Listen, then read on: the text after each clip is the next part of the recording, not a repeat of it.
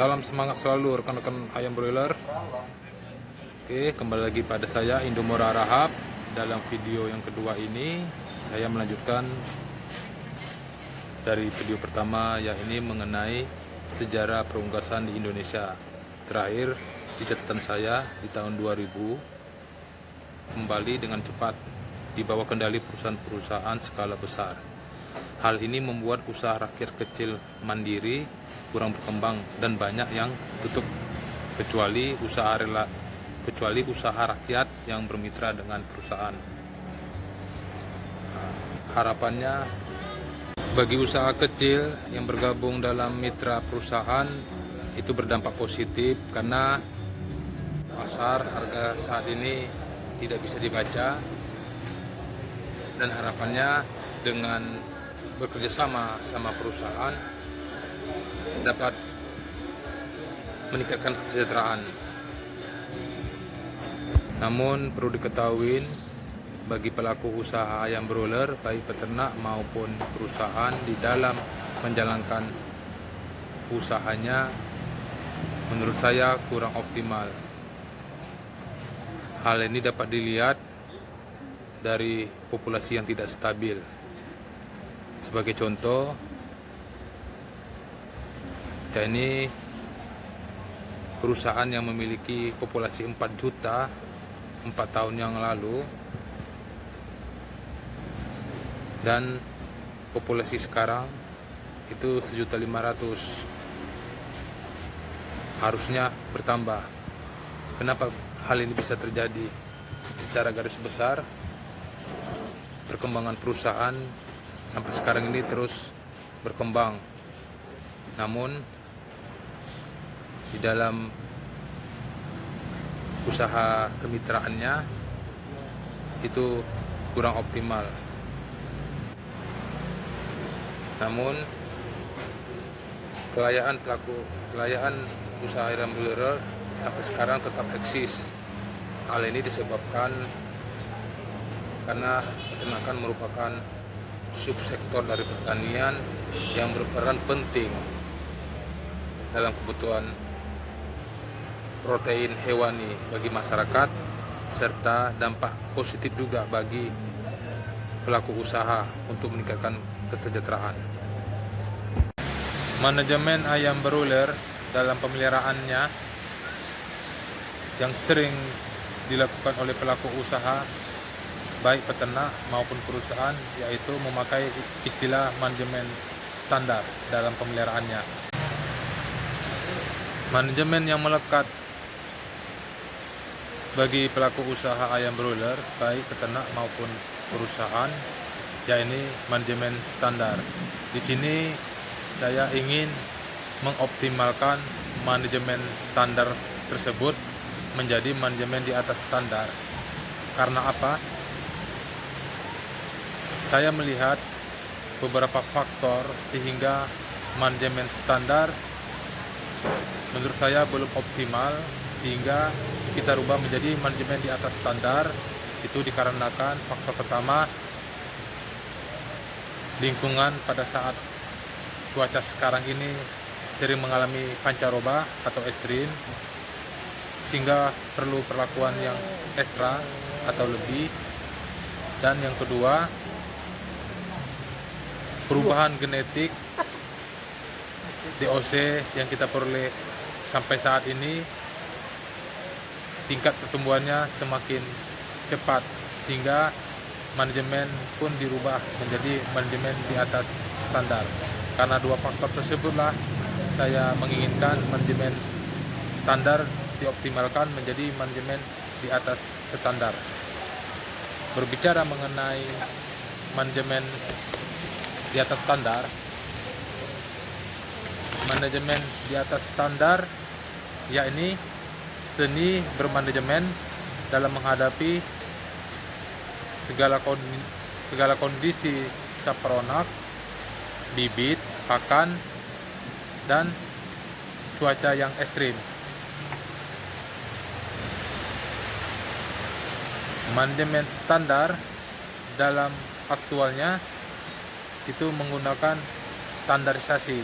Standar manajemen ayam broiler, sebagai contoh saya kasih ya, ini pemakaian tempat pakan pada ayam broiler. Sering kita mendengar standar tempat pakan ayam broiler, rata-rata peternak memakai untuk 1000 ekornya rata-rata 30 baki atau tempat pakan. Malah ada yang kurang dari itu. Hal-hal itu yang saya kepingin merubahnya. Kenapa? Genetik yang ada pada sekarang ini itu sudah sangat perubahannya sangat besar. Jadi perlu pemerataan pemakaian pakan. Jadi tingkat volume tempat pakan itu harus diperbanyak. Dari 30/1000-nya rata-rata peternak kita diganti menjadi minimal 60 tempat pakan. Hal ini dimaksud untuk ayam tetap berkonsumsi makan dan harapannya bobot rata tercapai. Jadi ayam tidak berebut. Dulu standar dengan pemakaian standar tempat pakan itu ayam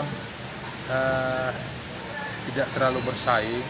Namun dengan kondisi cuaca yang pancaroba serta pertumbuhan genetik yang berubah, maka pemakaian standar kurang optimal. Juga tempat minum itu pun disesuaikan dengan jumlah tempat pakan.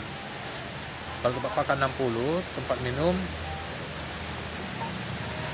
antara 15 sampai 25, tergantung jenis tempat minumnya. Jadi contoh-contoh manajemen standar yang harus dirubah seperti pemakaian pakan tadi, tempat minum, liter yang digunakan sebagai alas anak ayam, serta kelebaran dan lain-lain itu segera harus dirubah. Untuk pemakaian liter atau untuk kandang panggung harusnya 90% dari luas kandang. Hal ini diperuntukkan agar ayam tetap menjaga staminanya karena faktor cuaca. Dengan atal yang sedikit, 50% dari luas kandang, ketika cuaca hujan, dia malas di bambu. Jadi tidak ada istilah ayam itu diajarin di bambu. Kenapa? Karena ayam yang memberi kita uang. Jadi ayam diperlakukan secara baik dan nyaman. Masalah liter, biasanya pelaku peternakan ayam broiler rata-rata buka atalnya 14-16 hari. Sekitar kalau untuk bobot setengah kilo. Coba dibandingkan dengan buka atal di atas ataupun di umur 21 hari. Itu kalau dibobot sudah mencapai 1 kilo. Tentunya ayam itu lebih kuat. Disinilah yang perlu saya terapkan, saya beritahu kepada pelaku usaha ayam broiler dengan contoh kecil, dan nantinya banyak lagi contoh-contoh yang lain yang tidak bisa kita bicarakan sekarang ini. Dan tujuan saya akan memuaskan hati pemirsa pelaku usaha ayam broiler, baik peternak maupun perusahaan, untuk membuat video bagaimana manajemen di atas standar, mulai dari persiapan sebelum ayam masuk, selanjutnya proses produksi, serta sampai hasil panen. Untuk itu saya mohon channel ini di subscribe untuk kebaikan kita bersama, termasuk diri saya.